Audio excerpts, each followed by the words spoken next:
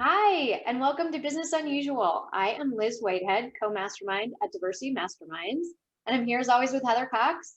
The other co-mastermind of Diversity Masterminds. And our guest today is Caryn Kopp. Hi, Caryn. Hello, thanks for having me. Thank you so much for being here. We're going to get into what happens when business unusual becomes business as usual. But before we do that, tell us a little bit about your company and what you do. Well, our company, Kopp Consulting, has been around. This is our 21st year in business. I can't believe it. We get our clients in the door with the executive level prospects for the first meeting, which I've been told for many years is the hardest part of business development, bar none. It's the most common form of sales mishire is who's going to get those doors open. So people can outsource that job to us. We'll get the big doors open so that our clients can sell more. Well, it started when my son was in the twos in nursery school, and now he's 23 years old. So there's the math.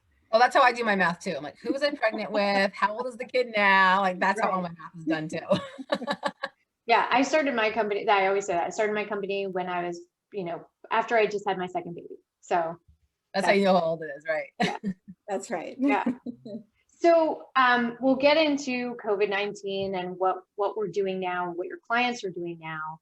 But in the past 21 years, this probably isn't your first crisis.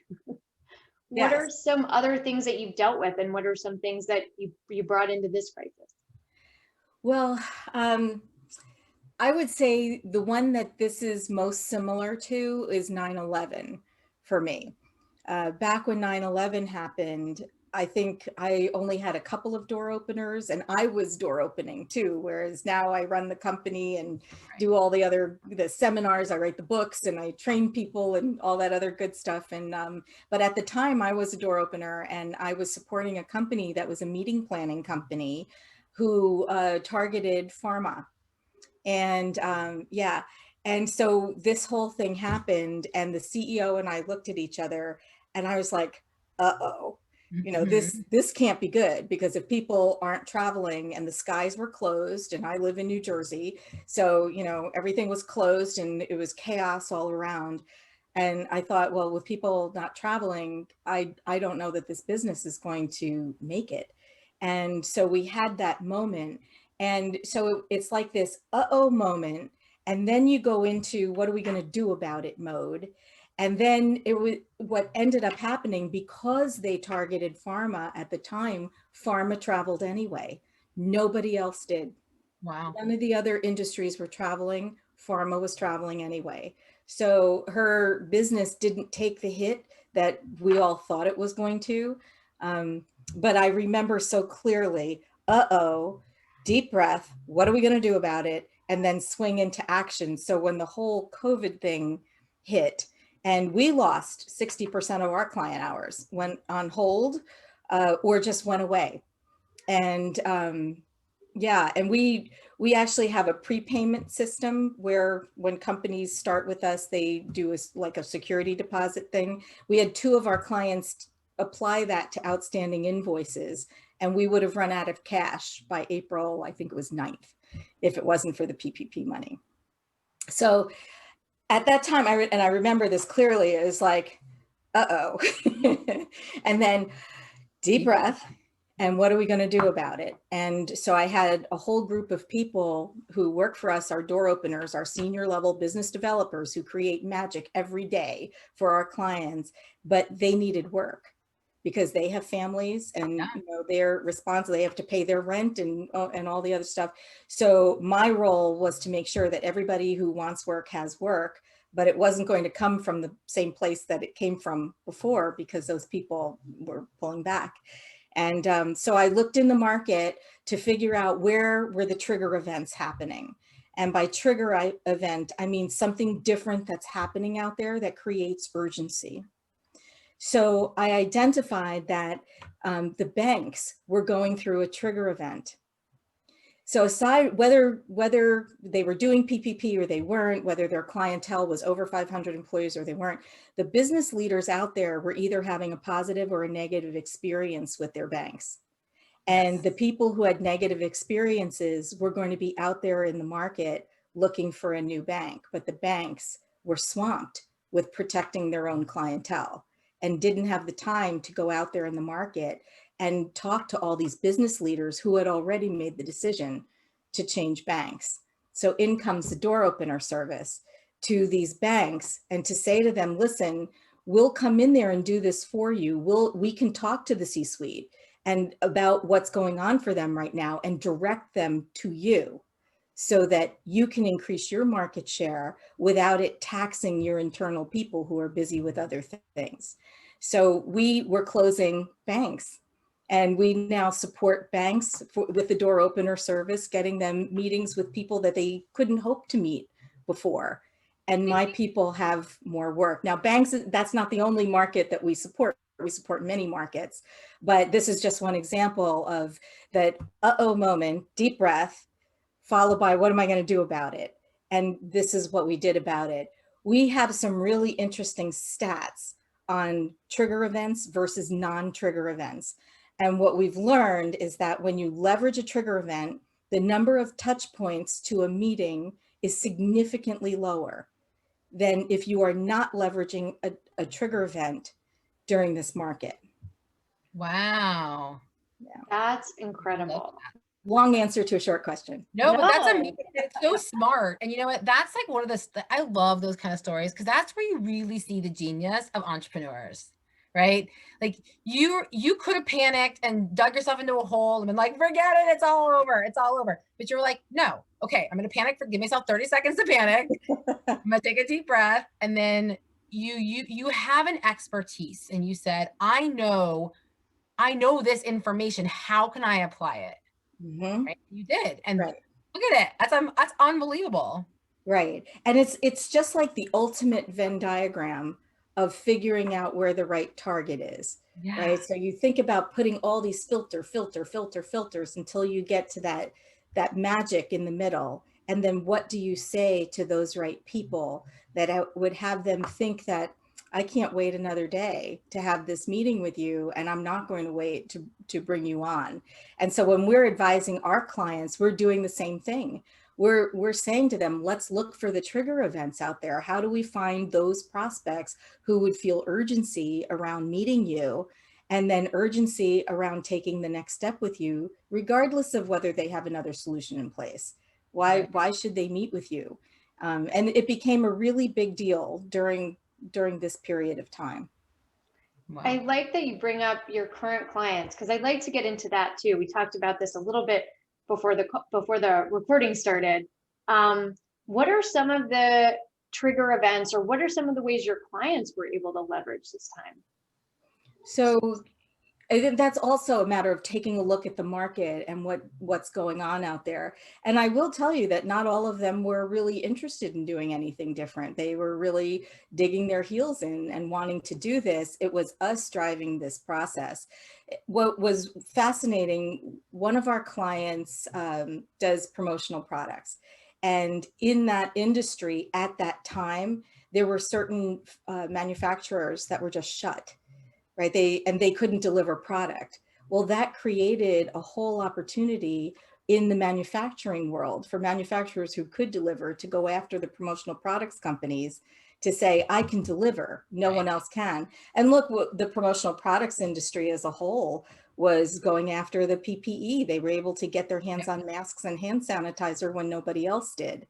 And that created all sorts of opportunities for promotional products vendors to be able to get in. And as long as they had taken their deep breath and they were executing, they were able to open all sorts of doors that before had been closed to them, because all of a sudden a need arose. It was just a matter of who could organize themselves around that and make sure that they had opened those doors. And now, so many months later, when you can get your hands on PPE, what are all of those companies doing with those relationships to maintain them and make sure that those new clients now become bigger clients for them versus going back to who their previous vendors were? Right. That's great. That's a great example. So what are some of the things we talked about your clients and how you pivoted your business? What are some things for your company? Were you mentioned you're the chief door opener and you have other door openers. Mhm. Were they remote before this? And had you already done We that? have always been remote. We were remote before it was popular to be remote, like you, Heather, right? You were Yeah. remote for forever too. But yeah, it all started here in Bedminster, New Jersey. There's only 2 of us in my company that are located in New Jersey. Everybody else is everywhere else.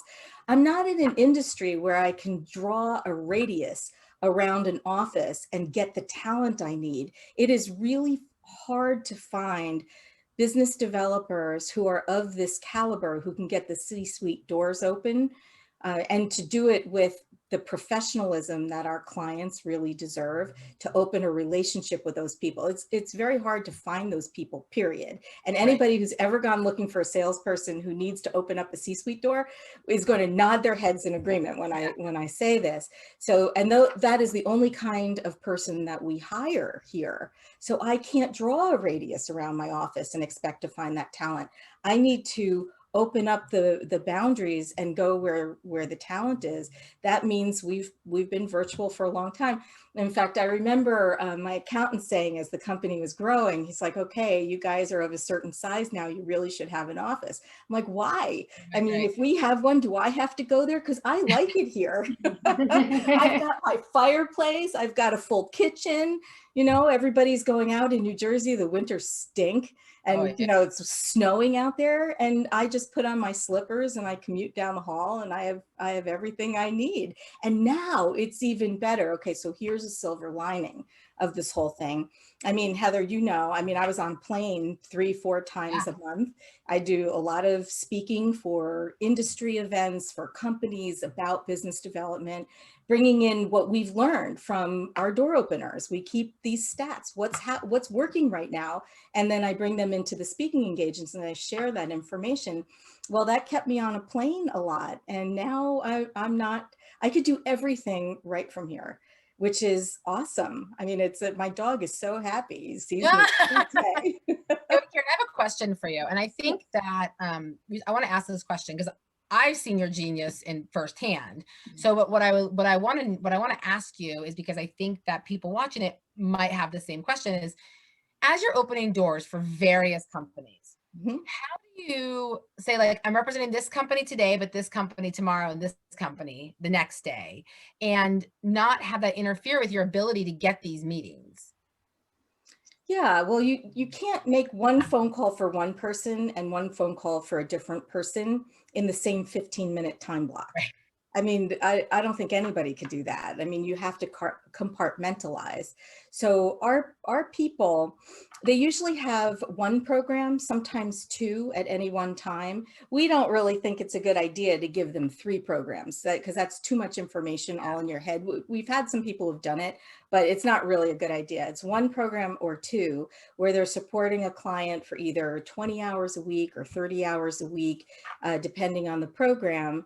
And so they're only thinking about that client. So they take on the persona as if they work for that client organization. We take a remote access email address and a voicemail box extension at the office if there's an extra. So all the communication from my person to our client's prospect looks like my person works at my client's organization and is a senior person, right? Because when you're looking to get in with executive level, they want somebody who's senior also.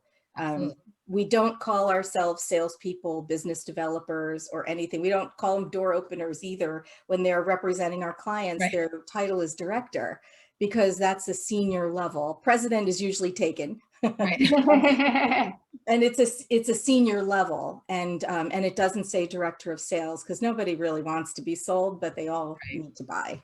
Yeah, oh, that makes sense. Yeah. Yeah, that's a great question.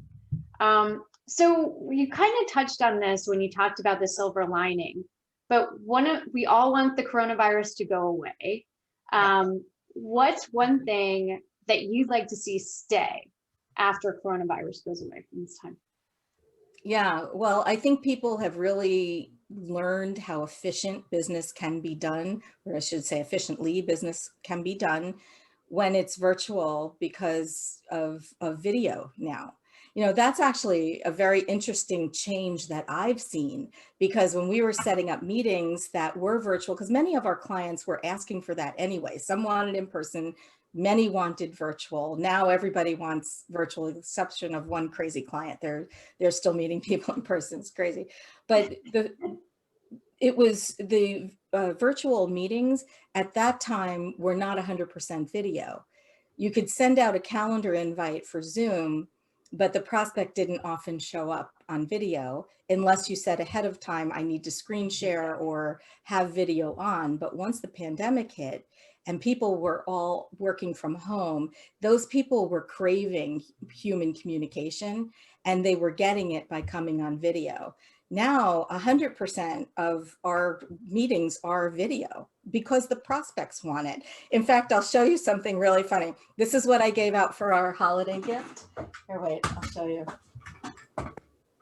It's a mini refrigerator. Can you see? That's so cute. I love it. It's adorable. Because I can't get to the kitchen anymore. So I have my That is the cutest.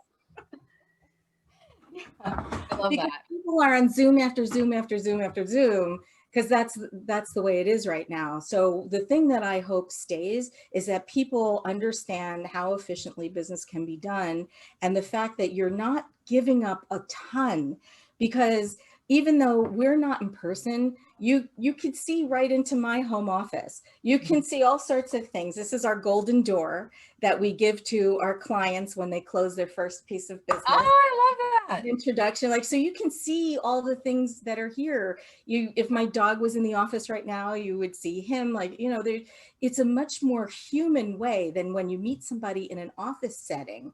Then you see their corporate persona. But when you meet somebody here, you're seeing right into their home, and you see their lives, and you can actually have a more personal relationship at an accelerated pace as a result. And we're finding that extremely beneficial when it comes to business development, especially when you're talking about big engagements. That's such a nice perspective. It really is. I mean, I personally am like very over the virtual thing, because your house is very nice and it's pristine, and so is Liz's, but somehow mine always has like a shoe or like someone's pants or like something's behind me, which hence the brick wall. So like but it's very funny. And I have found one of my biggest surprises, I think, was the grace that I've received from people. Like yesterday, I was home also with with the same twin who's sick, and he was attached to me because he didn't really feel very well. And people were like, I'm so sorry, I have this sick kid. And they're like, like it didn't phase anybody that I had a sick kid. And I'm like talking like this around his head on the Zoom call. Right. Where it used to be that you could lose a prospect over something like that.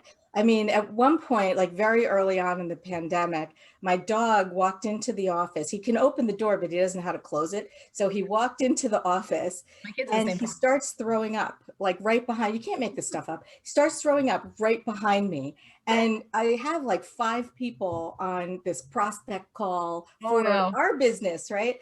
And so we're talking and everything. I'm like, guys, I have to pick him up. I'm sorry, I just have to pick him just 1 second. So I picked him up, and like, so here's the dog, and he's super cute. 2 seconds later, everybody on the call who had a dog picked up their dog and was showing. And then now we're talking about dogs, and it took our relationship to a whole different place that never would have happened in an office setting. I mean, there are still a lot of sellers out there who, when I get on calls with companies, they are complaining. There are fish out of water. They cannot figure out this virtual thing. They want the in-person thing so badly. And I say to them, listen, you know, for the reasons that the 3 of us just talked about, but also because when you meet these people in person, they're going to be afraid you're going to get them sick. That's what they're going to be thinking about, that at least for the next 6 months, maybe longer. And they're going to look like this because everybody's going to be wearing a mask. And so this is so much better. And I try to help them understand that. But people are having trouble. They are really having trouble meeting the right prospects and doing this in a virtual setting. And I'm just here to tell you and everybody else who's listening, this is possible. It's Right. possible because we're doing it for our clients every day across industries at the C-level with people my clients didn't know, had no hope of running into in a virtual networking session. Right. And it can happen. It just needs to be done a little differently. So if people are listening and they're having trouble, call me and I'll talk you off the ledge. I'll help you take your deep breath and Yeah. figure out what you're going to do. And if your salespeople can't make the switch, or if you can't make the switch, you can have help. We're here. We can help you. Your business does not have to stop because of this. Yeah. Awesome. Well, that's How do they the reach next you? question. How do they Yeah. reach you? Well, they could go to our website, which is koppconsultingusa.com, K-O-P-P, consultingusa.com. And we have a refresh website that's coming out in about 6 weeks or 8 Ooh, weeks. that's so exciting. One of those things that we did with our PPP money, right? Yep. Anyway, so that's coming out, but you could definitely reach me that way to learn more about the door opener service or about our sales messaging or some of the training that we do. And if you have a specific question, just put it in there and we will get to you and we will help you, whether you hire us or you don't. You may need our help, and so we're here to help. Amazing. Caryn, we always get so excited when we talk to you because we're like, oh, we can do it. It can happen. So thank you so much for joining us today. Yeah, thank you for having me on. It's always wonderful to spend time with both of you. Oh, thank you. And we'll see you next time on Business Unusual.